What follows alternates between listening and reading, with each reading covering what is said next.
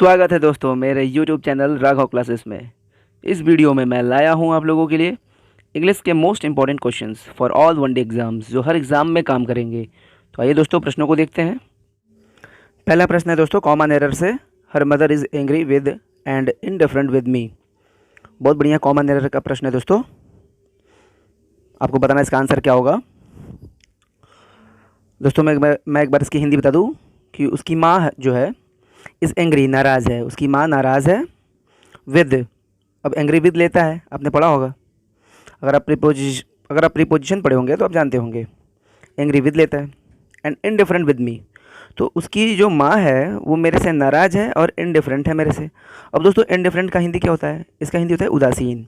उदासीन का मतलब होता है दोस्तों कि उसकी माँ जो है वो मेरे प्रति उदासीन है, यानी मुझसे नाराज़ है, खफा है। तो दोस्तों एंग्री विद लेता है, ये एकदम सही है। लेकिन इनडिफरेंट जो है वो अपने साथ प्रीपोजिशन विद नहीं लेता है, वो टू लेता है। और इस सेंटेंस में विद लगाकर गलती किया गया है, इसलिए दोस्तों इसका आंसर होगा C, her mother is angry with and indifferent to me. ये एकदम सटीक आंसर इसका है दोस्तों, सी इसका आंसर है। इनडिफरेंट विद नहीं लेता है, टू लेता है। अगला प्रश्न है, a man devoid of kind feeling and sympathy. दोस्तों पहले आपको इसकी हिंदी बता दूं मैं। एक आदमी जो डिवॉइड ऑफ है, यानी एक ऐसा इंसान जिसके अंदर कमी है। डिवॉइड ऑफ का हिंदी होता है कमी होना। दोस्तों एक बात का ध्यान देना, यहाँ पे डिवाइड ऑफ लेता है प्रीपोजिशन, अक्सर ये प्रीपोजिशन से जुड़े प्रश्नों में भी आता है, तो ध्यान दीजिएगा। एक ऐसा आदमी जो डिवॉइड ऑफ है, यानी एक ऐसा इंसान जिसके अंदर कमी है काइंड फीलिंग की, यानी दया से भरे फीलिंग्स की, एंड सिंपैथी सहानुभूति की। अर्थात एक ऐसा इंसान जिसके अंदर दया वाली फीलिंग ना हो, सिंपैथी ना हो, यानी सहानुभूति किसी के प्रति न रखता हो, यानी बहुत ही क्रूर टाइप का इंसान हो। ऐसे इंसान को क्या कहते हैं दोस्तों? चार ऑप्शन है। तो चार ऑप्शन में अगर देखा जाए तो दोस्तों सेंसिबल का हिंदी होता है बुद्धिमान, ये होगा नहीं। क्रेडुलस का हिंदी होता है सहज विश्वासी, जो दूसरों पर आसानी से विश्वास कर ले। गलीबल का हिंदी होता है भोला भाला, ये इसका आंसर होगा नहीं दोस्तों, इसका आंसर होगा कैलस, CALLOUS। कैलस का हिंदी होता है दोस्तों क्रूर, यानी एक ऐसा इंसान जिसके अंदर काइंड फीलिंग ना हो, सिंपैथी ना हो किसी के प्रति, सहानुभूति ना हो किसी के प्रति। दोस्तों इस बात का ध्यान देना, डिवाइड ऑफ लेता है। अगला प्रश्न है, इडियम्स एंड फ्रेजेस में हमारा जो अगला प्रश्न है वो है कि टू मेक अ फॉर्चून। दोस्तों फॉर्चून का हिंदी होता है किस्मत, और मेक मने बनाना। तो दोस्तों इसका हिंदी अगर निकाला जाए तो मेक अ फॉर्चून का हिंदी होता है किस्मत बनाना। और किस्मत बनाना का मतलब क्या है? अगर कोई इंसान कहता है कि मैं किस्मत बनाना चाहता हूँ अपना, यानी मैं किस्मत बनाने जा रहा हूँ, तो दोस्तों इसका मीनिंग क्या हो सकता है? चार ऑप्शन है दोस्तों। टू बिकम रिच, धनी बन जाना, बोस्टिंग डिंग हाँकना। अनअवॉइडेबल का हिंदी होता है जिसको अवॉइड ना किया जा सके, अर्थात जिसको अनदेखा ना किया जा सके या जिसको नकारा ना जा सके। और लेज़र का हिंदी होता है फुर्सत या आराम। तो दोस्तों टू मेक अ फॉर्चून का हिंदी होता है किस्मत बनाना, अर्थात धनी बन जाना, बहुत रुपया पैसा कमा लेना। तो इसका आंसर होगा दोस्तों A, to become rich. Fill in the blanks है दोस्तों अगला सवाल। दिस बुक कंप्राइजेज, कंप्राइज से ये वर्ड बना होगा, एस लगाया गया है प्रेजेंट इंडेफिनिट टेंस के हिसाब से।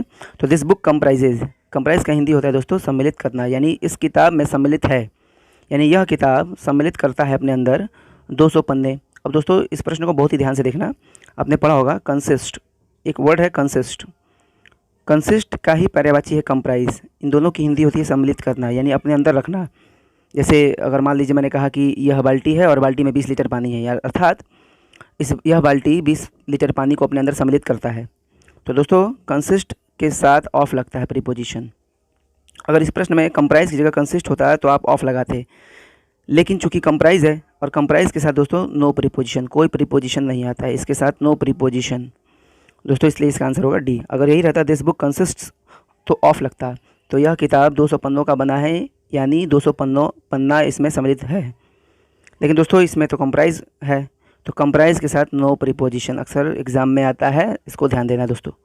तो आंसर होगा डी। अगला प्रश्न है, रोहन प्रीफर्ड। पहले तो प्रीफर की हिंदी जानेंगे हम। प्रीफर की हिंदी होती है ज़्यादा पसंद करना। इसमें दो चीज़ें हैं दोस्तों, रोहन ज़्यादा पसंद करता था या किया, बेसबॉल एक खेल का नाम है, तो रोहन ज़्यादा पसंद करता था बेसबॉल को डैश एनी अदर स्पोर्ट, किसी दूसरे स्पोर्ट की अपेक्षा। दोस्तों चार ऑप्शन है और तुलना करने के लिए आपने पढ़ा भी होगा, ध्यान होता है। लेकिन दोस्तों एक बात का ध्यान देना, यहाँ पे अक्सर एग्जाम में आता है, टू द पॉइंट यही प्रश्न आती है, एकदम ऐसे ही आता है कि प्रीफर से जब भी दो चीज़ों की तुलना करो आप, जैसे मैं दिल्ली ज़्यादा पसंद करता हूँ, आई प्रीफर दिल्ली शिमला की अपेक्षा, तो यहाँ पे दैन शिमला नहीं होगा, टू शिमला होगा।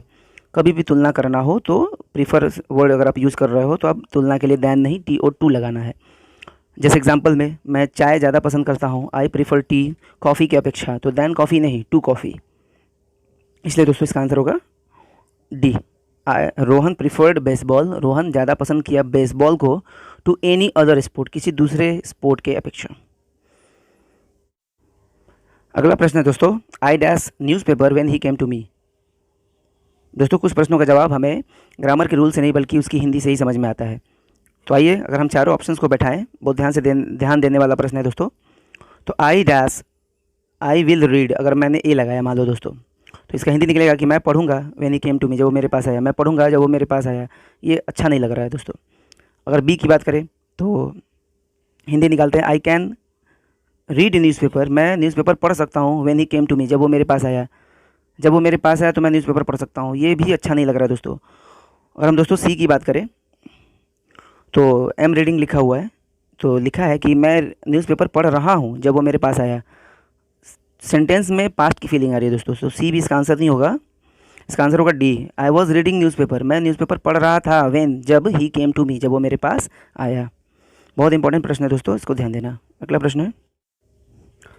प्रश्न है दोस्तों, I have dash 1 rupee note, मेरे पास है 1 रुपये का नोट।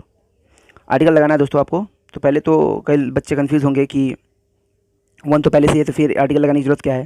दोस्तों यहाँ पे इस नोट की विशेषता है कि वो 1 रुपये का है और 1 रुपये का नोट है, तो वो नोट कितना है, एक है कि एक से ज़्यादा है। तो दोस्तों आर्टिकल की बात कर रहा है।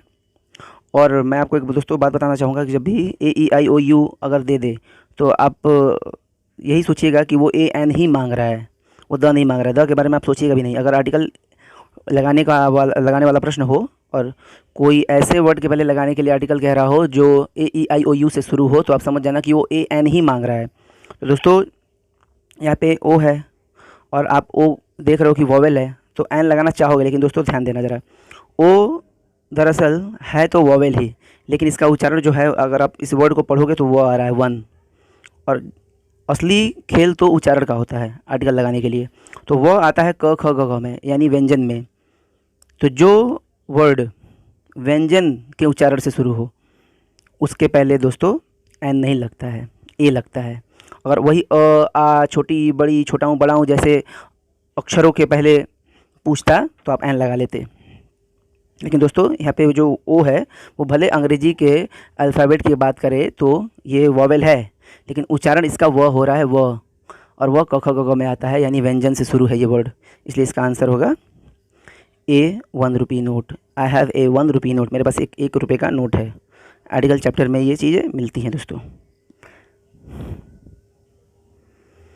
अगला प्रश्न है मेलिफ्लुअस, सिनोनिम बताना है दोस्तों। मेलिफ्लुअस का हिंदी होता है मधुर।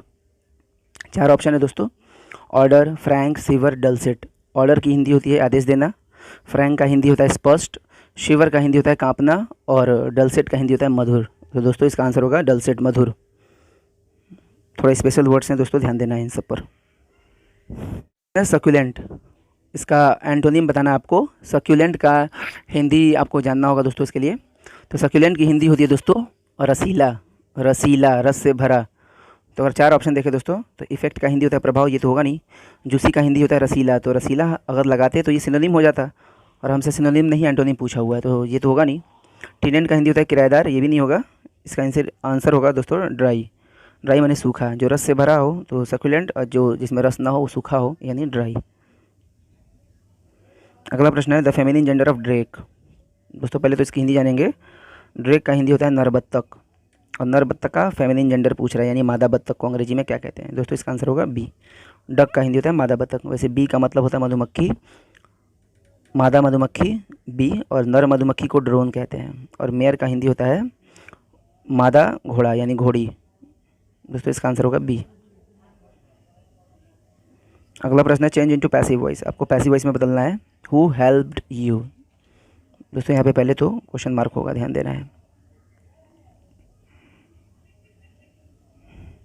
कौन तुम्हारी मदद किया। तो चूंकि सेंटेंस है और ये V2 से शुरू है दोस्तों, ध्यान देना।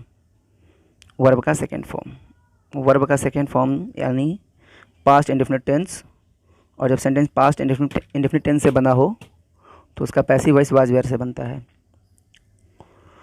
और ऑब्जेक्ट शुरू में आता है। तो दोस्तों अगर हम ए की बात करें तो ए में यू तो शुरू में आया है लेकिन कैन से बना है, इसलिए होगा नहीं, वाज वेयर से बनना चाहिए। दोस्तों इसमें बी देखो ऑप्शन, वाज वेयर से बनना चाहिए, यू वर लेता भी है। तो हु यू वर हेल्प्ड, तुम्हारी मदद की गई बाई होम, किसके द्वारा, कौन तुम्हारी मदद किया, इसका पैसिव है, तुम्हारी मदद की गई किसके द्वारा। इसका आंसर होगा दोस्तों बी। सी इसलिए नहीं होगा क्योंकि विल से बनाया है, वाज वेयर से बनना चाहिए था। और डी तो और नहीं होगा क्योंकि कैन से ही बनाया हुआ है, तो ये होगा नहीं। अगला प्रश्न है change into indirect speech. Akash said Mahesh has gone home. Akash ने कहा महेश घर जा चुका है। इसका इनडायरेक्ट स्पीच बताना है आपको। दोस्तों इसका आंसर ए बिल्कुल नहीं होने वाला है क्योंकि हैज़ है। आपने पढ़ा होगा कि सेंटेंस की शुरुआत अगर पास्ट में हो तो आगे भी पास्ट ही होता है, और इसमें हैज़ का हैज़ ही रहने दिया है। आपने नरेशन में पढ़ा होगा कि अगर सेंटेंस की शुरुआत पास्ट में हो तो आगे भी पास्ट होता है, अगर ये हैज़ की जगह हैड होता तो ये आंसर हो जाता। दोस्तों अगर हम बी की बात करें तो बी देखने में सही लग रहा है, लेकिन ध्यान देना दोस्तों इन्वर्टेड कॉमास हटा करके देन लगाया हुआ है, जबकि दैट लगना चाहिए था, इसलिए यह भी आंसर नहीं होगा। तीसरा ऑप्शन देखें, आकाश सेड दैट, इसमें भी गलत है दोस्तों, देन है, दैट होना चाहिए था। आंसर होगा D, Akash said that Mahesh had gone home. Akash ने कहा कि महेश घर जा चुका है। अगला प्रश्न है दोस्तों the plural of MLA. MLA का प्लूरल पूछ रहा है दोस्तों, ये एब्रीविएटेड वर्ड है, डॉट से बना होता है, जैसे एमपी, मेंबर ऑफ पार्लियामेंट, ऐसे बहुत सारे वर्ड है दोस्तों, VIP, very important person, dot से बने हैं। और दोस्तों रूल है कि जो भी शब्द एब्रीविएटेड हो यानी डॉट से बने हो, उसका बहुवचन अगर बनाना हो तो एपोस्ट्रॉफी एस से बनता है। तो ये होगा नहीं, ये होगा नहीं, एपोस्ट्रॉफी एस बोले तो ऐसे। तो दोस्तों ये सी में है, तो सी आंसर है हमारा। The past participle of telecast, ध्यान से देखना है दोस्तों, टेलीकास्ट का पास्ट पार्टिसिपल पूछ रहा है। पास्ट पार्टिसिपल का मतलब होता है वर्ब का थर्ड फॉर्म। जैसे दोस्तों एग्जांपल दिखाऊंगा थोड़ा। प्रेजेंट फॉर्म अगर पूछे तो V1 पूछ रहा है, पास्ट फॉर्म पूछे तो V2 पूछ रहा है, पास्ट पार्टिसिपल पूछे तो V3 पूछ रहा है। जैसे गो वेंट गॉन, अगर गो का पास्ट पार्टिसिपल पूछ रहा है तो गॉन होगा, अगर डू का पास्ट पार्टिसिपल पूछ रहा है तो डन होगा। वैसे कई सारे ऐसे वो होते हैं जिनका V2 V3 सब कुछ सेम होता है, जैसे cut cut cut, put put put. वैसे ही दोस्तों टेलीकास्ट टेलीकास्ट टेलीकास्ट, प्रसारित करना, टेलीकास्ट का तीनों रूप सेम होता है, यानी present form, past form, past participle सब कुछ समान होता है। इसलिए दोस्तों कंफ्यूज नहीं होना है, टेलीकास्ट का टेलीकास्टेड बिल्कुल नहीं होता है। अक्सर एग्जाम में आता है, कॉमन एरर में भी टेलीकास्टेड वर्ड यूज़ कर देता है, जो कि गलत है। इसका आंसर होगा दोस्तों टेलीकास्ट ही। पास्ट पार्टिसिपल पूछा है यानी V3 पूछा है, और टेलीकास्ट का थर्ड फॉर्म भी टेलीकास्ट ही होता है, इसलिए आंसर होगा बी। ये तो कोई वर्ड है ही नहीं। अगला प्रश्न है find out the correctly spelled word, यानी एक ऐसा स्पेलिंग बताना है जो आपको जो सही है। दोस्तों इसका आंसर होगा pandemic, pandemic B answer. Pandemic का हिंदी होता है वैश्विक महामारी, यानी एक ऐसा महामारी जो पूरे विश्व में फैला हो, परेशान कर रहा हो, पैंडेमिक। रिमूव टू है दोस्तों, it is too hot to go out, बहुत ही स्पेशल क्वेश्चन है। रिमूव टू चैप्टर अगर आपने पढ़ा होगा तो आप इसे कर पाएंगे, बहुत ही स्पेशल चैप्टर है ये। कई तरीके से इस पर प्रश्न आते हैं दोस्तों। तो it is too hot to go out, हद से ज़्यादा गर्म है बाहर जाने के लिए, अर्थात इतना गर्म है कि कोई भी बाहर नहीं जा सकता। हद से ज़्यादा गर्म है बाहर जाने के लिए मतलब क्या, इंसानों के लिए ही तो, यानी इतना गर्म है कि कोई भी बाहर नहीं जा सकता, इतनी गर्मी हो रही है कि कोई भी बाहर नहीं जा सकता घर के, बहुत धूप हो रही है। तो दोस्तों अक्सर रिमूव टू में टू को सो में बदलते हैं, तो आंसर सी तो बिल्कुल नहीं होगा क्योंकि वेरी से बनाया हुआ है। और हद से ज़्यादा गर्म है कोई भी बाहर नहीं जा सकता दोस्तों, तो ए भी नहीं हो सकता क्योंकि देखो कैन के बाद गॉन है, और कैन के बाद हमेशा V1 आता है। Can, could, may, might, shall, should, will, would के बाद V1 आता है, ये भी नहीं होगा।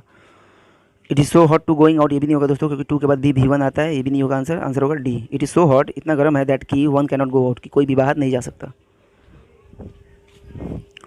दोस्तों इस प्रश्न का जवाब आप कमेंट बॉक्स में जरूर देना। ही इज़ डिवर्ड डैश काइंडनेस, इसको मैंने ऊपर पढ़ाया भी है, तो इसका आंसर आप जरूर दोगे कमेंट बॉक्स में। अगर आपको वीडियो पसंद आ रहा है तो सब्सक्राइब करें, लाइक करें, शेयर करें दोस्तों। Thank you.